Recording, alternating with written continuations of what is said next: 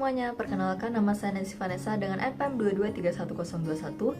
Pada kesempatan kali ini saya akan menjelaskan mengenai penelitian singkat saya yang berjudulkan Bahasa Gaul sebagai Cerminan Identitas, Menelusuri Dinamika dan Budaya Generasi Muda. Video ini saya tujukan untuk memenuhi tugas ujian akhir semester Pendidikan Bahasa Indonesia yang dibimbing oleh Ibu Wike Oriza, SS MPD. Bahasa gaul telah menjadi fenomena linguistik yang berkembang pesat di Indonesia, terutama di kalangan generasi muda.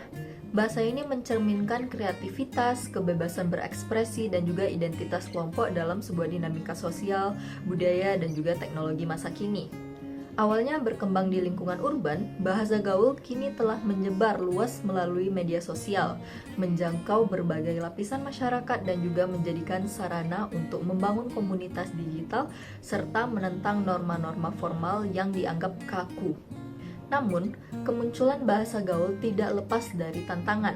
Penggunaan yang berlebihan dapat mengakibatkan degradasi kemampuan berbahasa Indonesia secara formal. Generasi muda yang sering menggunakan bahasa gaul cenderung mengalami penurunan dalam keterampilan untuk menulis dan juga berbicara dalam bahasa Indonesia yang baik dan benar. Selain itu, perbedaan pandangan antara generasi tua dan muda terkait penggunaan bahasa gaul seringkali menciptakan jarak komunikasi lintas generasi. Hal ini menunjukkan perlunya pendekatan untuk mengelola perbedaan tersebut agar tidak menimbulkan konflik ataupun kesalahpahaman. Studi menunjukkan bahwa bahasa gaul memiliki manfaat signifikan dalam membangun solidaritas kelompok dan juga identitas sosial generasi muda. Istilah-istilah seperti baper, mager, dan juga cius menunjukkan inovasi linguistik yang sesuai dengan kebutuhan komunikasi di lingkungan yang digital yang cepat berubah. Namun, pada penelitian lain mengungkapkan bahwa penggunaan bahasa gaul yang terus-menerus dapat menurunkan penguasaan bahasa formal yang berdampak negatif pada kemampuan akademik dan juga profesional. Masalah seperti kesalahan tata bahasa, pengurangan kosakata formal, dan kurangnya kemampuan untuk menulis esai formal telah diidentifikasi sebagai dampak utama. Untuk mengatasi tantangan ini, diperlukan pendidikan linguistik yang inklusif.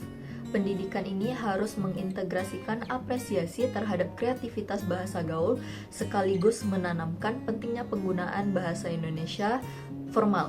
Kampanye kesadaran berbahasa di media sosial juga dapat menjadi strategi efektif untuk mengedukasi generasi muda secara kreatif. Selain itu, peran keluarga dan juga guru sangat penting sebagai mediator dalam menjembatani perbedaan generasi.